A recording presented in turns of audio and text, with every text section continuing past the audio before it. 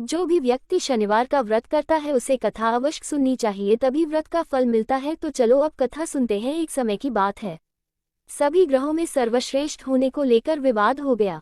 वे सभी ग्रह सूर्य, चंद्र, मंगल, बुध, गुरु, शुक्र, शनि, राहु और केतु इंद्रदेव के पास गए। वे भी निर्णय करने में असमर्थ थे, तो उन्होंने सभी ग्रहों को पृथ्वी पर राजा विक्रमादित्य के पास भेज दिया, क्योंकि वे एक न्यायप्रिय राजा थे। सभी ग्रह राजा विक्रमादित्य के पास पहुंचे और अपने विवाद के बारे में बताया। राजा विक्रमादित्य ने सोच विचार के बाद 9 धातु स्वर्ण, रजत, कांस्य, पीतल, सीसा, रांगा, जस्ता, अभ्रक और लौह से सिंहासन बनवाया और उनको क्रम से रख दिया। उन्होंने सभी ग्रहों से इस पर बैठने को कहा। साथ ही कहा कि जो सबसे बाद में बैठेगा वह सबसे छोटा ग्रह होगा। लोहे का सिंहासन सबसे अंत में था, जिस वजह से शनिदेव सबसे अंत में बैठे। इस वजह से वे नाराज हो गए। उन्होंने राजा विक्रमादित्य से कहा कि तुमने जानबूझकर ऐसा किया है। तुम जानते नहीं हो कि जब शनि की दशा आती है तो वह 2.5 से 7 साल तक होती है। शनि की दशा आने से बड़े व्यक्ति का विनाश हो जाता है। शनि की 7.5 आई तो राम को वनवास हुआ और रावण पर शनि की महादशा आई तो उसका सर्वनाश हो गया। अब तुम सावधान रहना। कुछ समय बाद राजा विक्रमादित्य पर शनि की महादशा शुरू हो गई। तब शनि देव घोड़ों का व्यापारी बनकर उनके राज्य में आए। राजा विक्रमादित्य को पता चला कि एक सौदागर अच्छे घोड़े लेकर आया है, तो उन्होंने उनको खरीदने का आदेश दिया। एक दिन राजा विक्रमादित्य उनमें से एक घोड़े पर बैठे, तो वो उनको लेकर जंगल में भाग गया और गायब हो गया।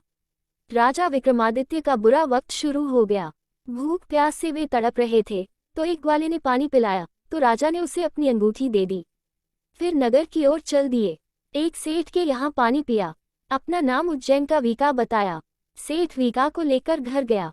वहां उसने देखा कि एक खूंटी पर हार टंगा है और खूंटी उसे निगल रही है। देखते ही देखते हार गायब हो गया। हार चुराने के आरोप में सेठ ने वीका को कोलवाल से पकड़वा दिया। वहां के राजा ने वीका का हाथ पैर कटवा दिया और नगर के बाहर छोड़ने का आदेश दिया। वहां से एक तेली गुजर रहा था। वीका को देखकर उस पर दया आई। उसने उसे बैलगाड़ी में बैठाकर आगे चल दिया। उस समय शनि की महादशा समाप्त हो गई। वीका वर्षा ऋतु में मल्हार गा रहा था। उस राज्य की राजकुमारी मनभावनी ने उसकी आवाज सुनी, तो उससे ही विवाह करने की जिद पर बैठ गई। हारकर राजा ने बेटी की विवाह वीका से कर दिया। एक रात शनिदेव ने वीका को स्वप्न में दर्शन दिए और कहा कि तुमने मुझे छोटा कहने का परिणाम देख लिया।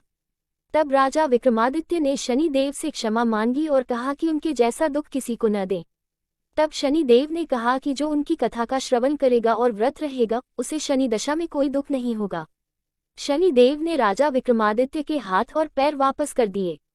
जब सेठ को पता चला कि मीका तो राजा विक्रमादित्य हैं, तो उसने उनका आदर सत्कार अपने घर पर किया और अपनी बेटी श्रीकंवरी से उनका विवाह कर दिया। इसके बाद राजा विक्रमादित्य अपनी 2 पत्नियों मनभावनी एवं श्रीकंवरी के साथ अपने राज्य लौट आए, जहां पर उनका स्वागत किया गया।